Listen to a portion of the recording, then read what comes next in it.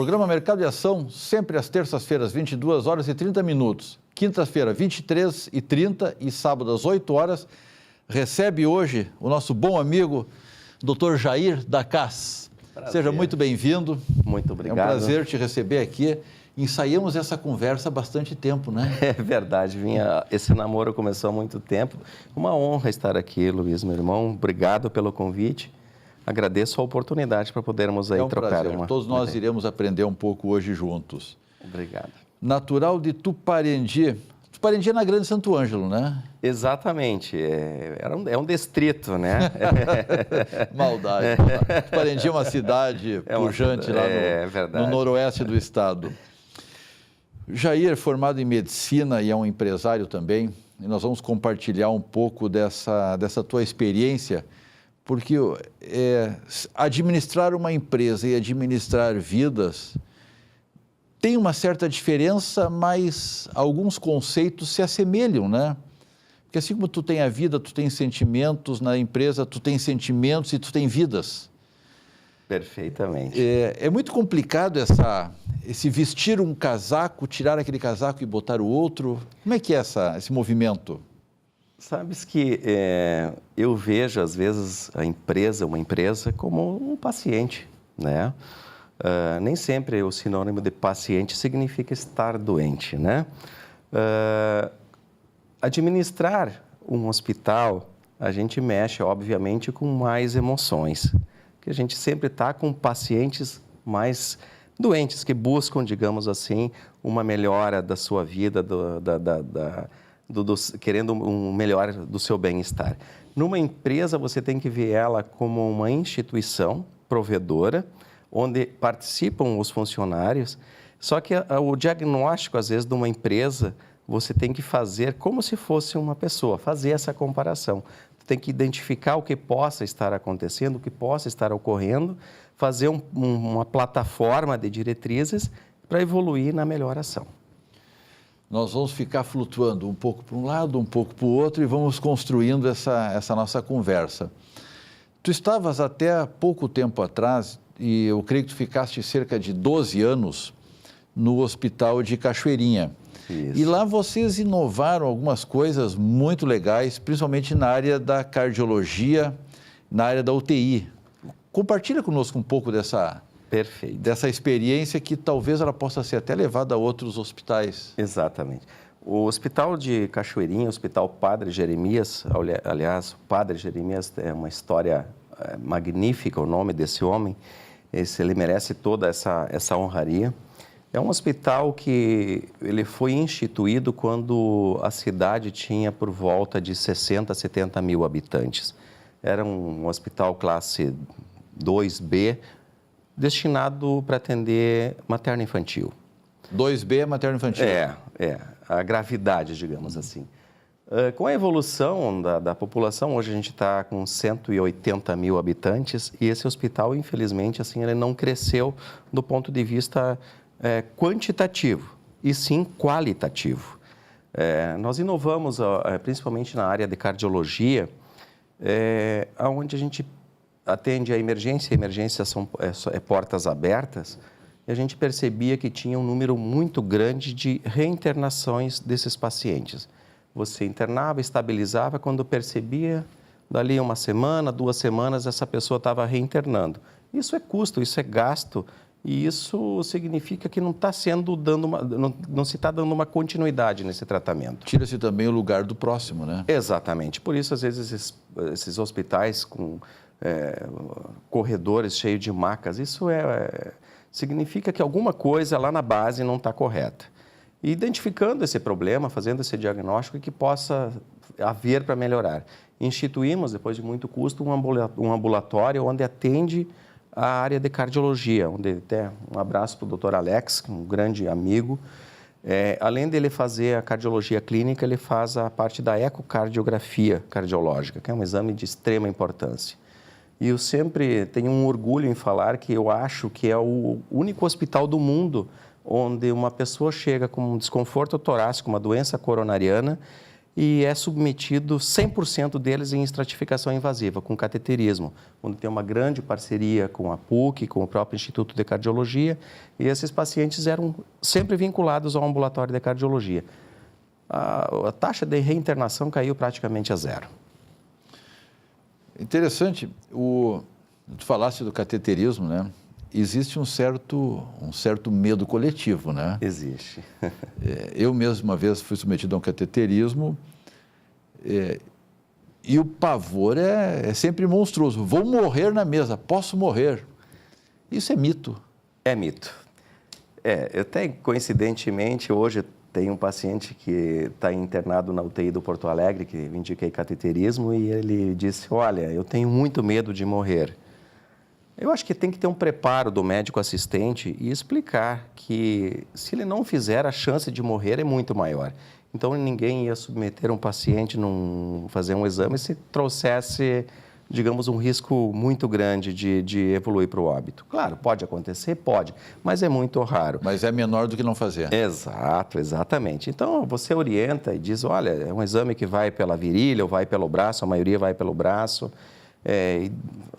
Falar na linguagem que eles entendam, é um aramezinho que vai ali, você vê onde é que está entupido e vamos desentupir e você vai ter uma vida nova com qualidade.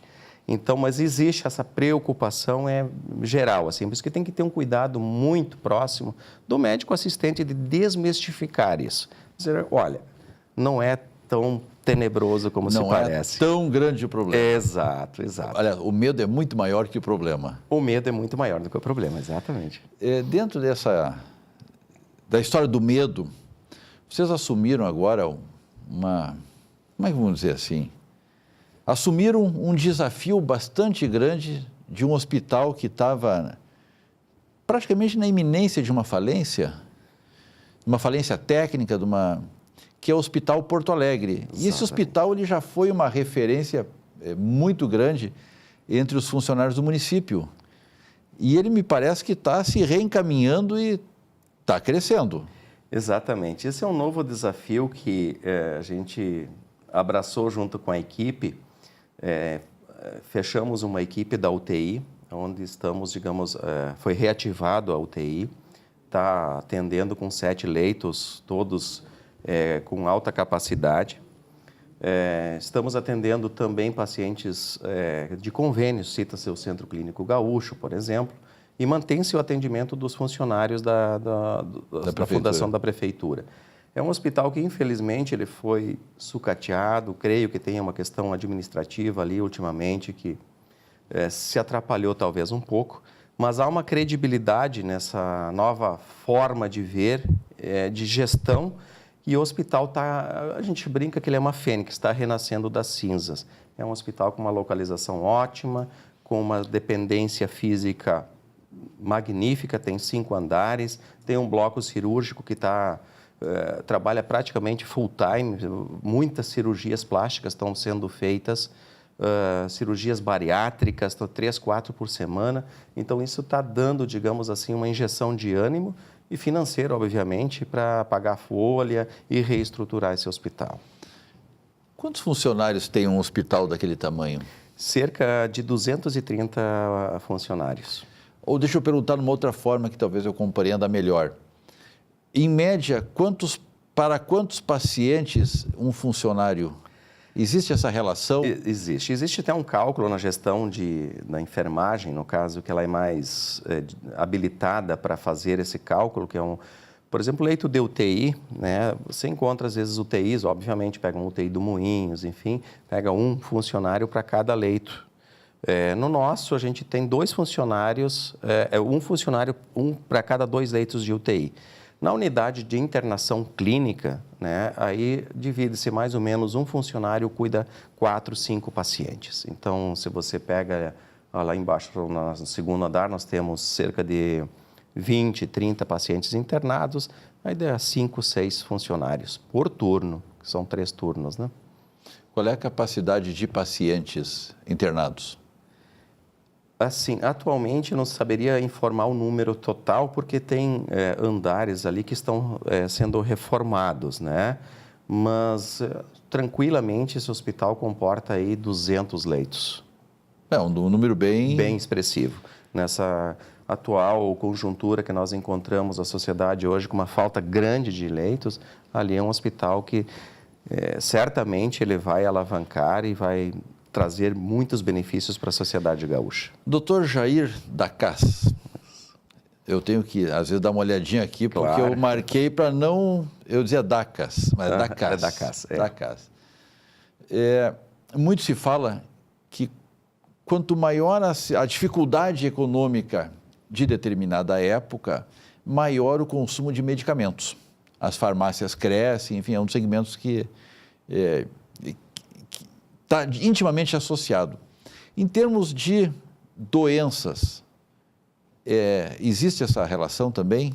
Existe, porque a gente tem que pensar o seguinte, que o que causa as doenças, vamos botar assim, cardiovasculares hoje em dia, além da má alimentação, dessa correria, dessa vida urbana que nós vivemos, é o estresse, é o fator, o evento estressor, né? Com o evento estressor, com o desemprego, com a taxa que nós temos de desemprego, causa mais ansiedade para as pessoas. Daí começa a aumentar o número de cigarros, né? Começa a liberar uma série de fatores e isso aí são extremamente prejudiciais, então aumenta muito a taxa de internação cardiovascular e também psiquiátricas. Muitas internações a gente está observando de descompensação do ponto de vista psiquiátrico. Haveria alguma coisa? Porque a pessoa não adianta, ela perdeu o emprego, a família está numa situação delicada, o estresse existe, ele é real, ele é verdadeiro, ele está ali. Como compensar, como diminuir esse risco?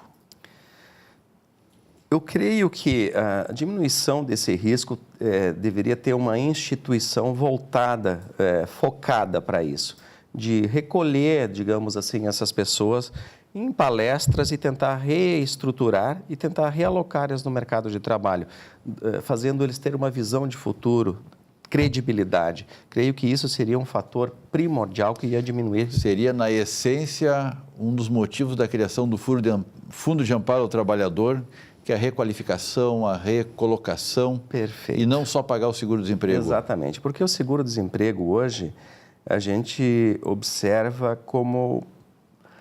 É pesado usar essa palavra malefício, mas eu, como empresário também, eu percebo que a gente não pode, obviamente, generalizar, mas muitas pessoas, eles trabalham 6 meses e forçam uma demissão para ganhar o seguro-desemprego.